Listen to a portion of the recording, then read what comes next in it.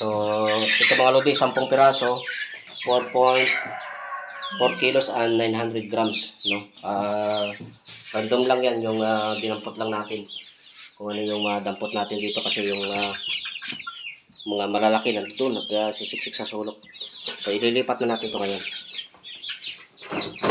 So, mga mga idol, no? Dapat meron kayong record keeping para nang sa ganun alam nyo yung kung lumalaki ba yung manok nyo o hindi. Ito sa mga pagkakamali ko dito dati na hindi ko na uulitin. Dahil tinatama na natin yung mga gawain natin.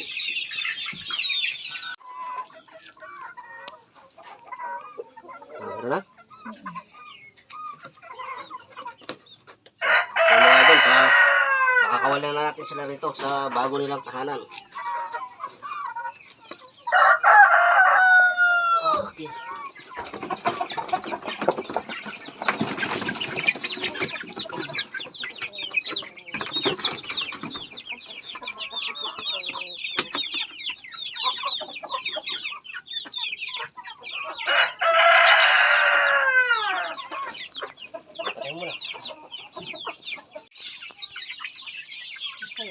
Oh, ay first time nilang makaapak sa sa lupa. At iwan ko lang mamaya nito kung ano ang sitwasyon nila dahil sanay sila sa may ilaw.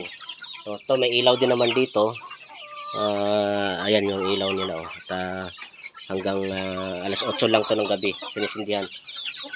Pero i-monitor din natin kung magkukumpulan ba sila diyan mamaya. Ito pala, no? Mga idol, may tabing dito, may tabing para kung sakaling malamig binababayan, baka kasi hindi nila kakayanin, no? At masasabi ko lang, no, sa mga baguhan lang din na kagaya ko nag-aalaga ng mga manok at gustong mag-alaga, no, huwag masyadong excited, no. Siguraduhin nyo muna na meron kayong kulungan na pag lalagyan talaga, kasi pag dumami yan, problema yung walang kulungan. At itong setup ko dito ay literal na backyard lang. Kasi likod lang ng bahay namin yung pinaglalagyan ko ng mga manok. Saka yung pabo. At meron din kami dyan. Yan, sa loob niya ng bahay na hindi natatapos ang hipag ko, meron dyan. No, at pagka wala na talaga, wala na kami paglagyan, ito, pinakakawalan na lang namin. No, kung minsan si kapitbahay ay nakikiamot. Nababawasan yung mga alaga namin, pero okay lang. So, ganun lang.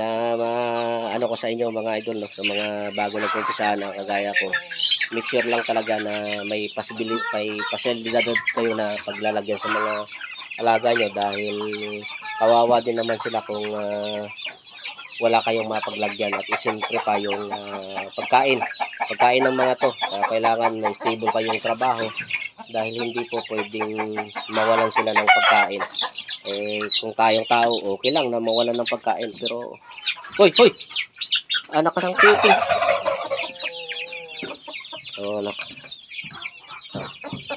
Pumasok ka nga dyan. Napasok yung hindi natin na isara pa. Ito ka nga.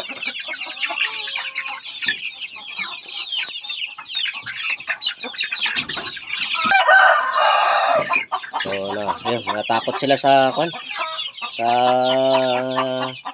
ingay ng ibang manok.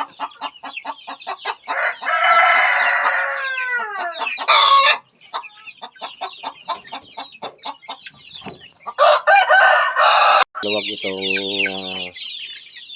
kinalagyan nila ngayon kaysa doon sa brother na talagang siksikan sila.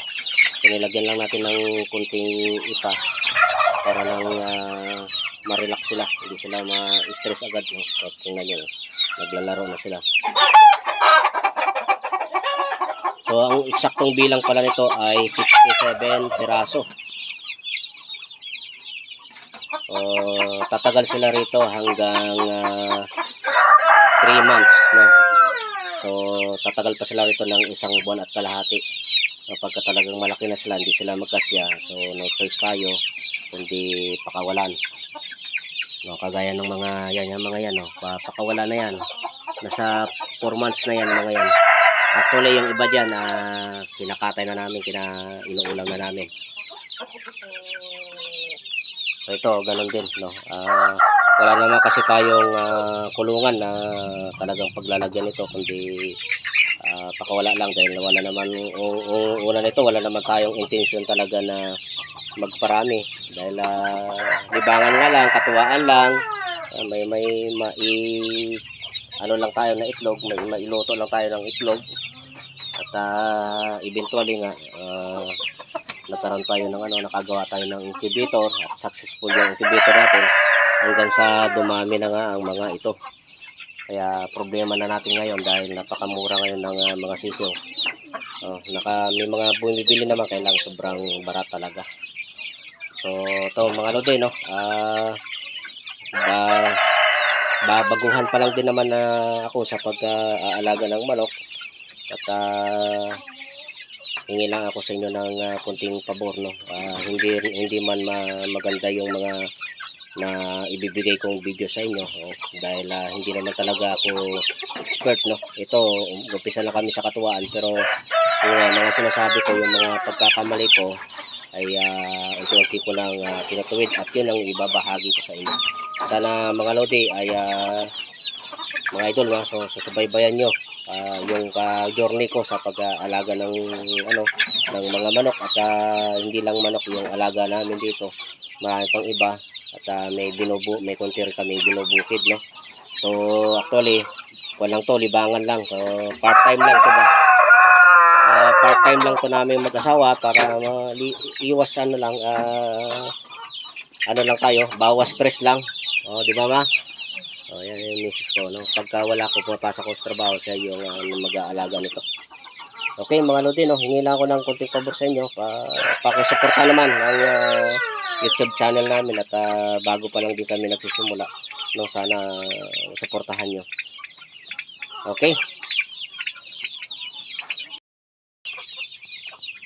so okay mga lodi, no, hanggang dito na lang yung video natin at muli, no, sana suportahan nyo yung YouTube channel namin at kasama nyo makakapagbigay kami ng konting ideya man lang, no, sa pag-aalaga at hindi biro yung pag-aalaga mga lodi ng mga idol ng manok. Okay, sana mga lodi, no, pakisuyo na lang, support na lang, no, pa-subscribe na lang.